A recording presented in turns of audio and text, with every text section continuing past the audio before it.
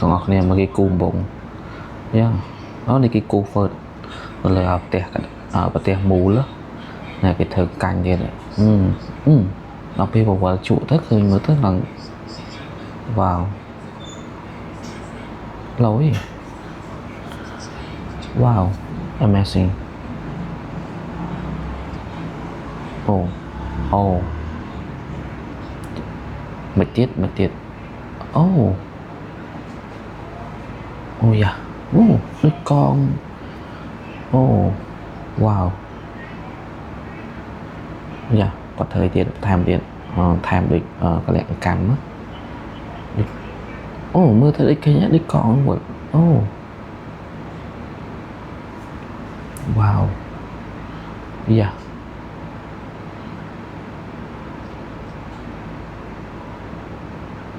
Ý. Oh my god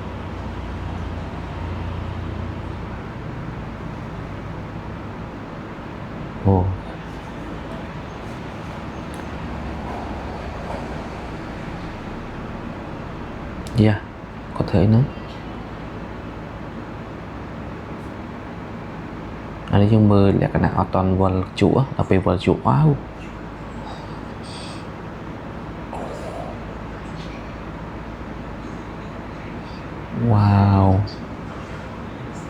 nhưng mà định mưa tới rùa là vượt mình tên mọi người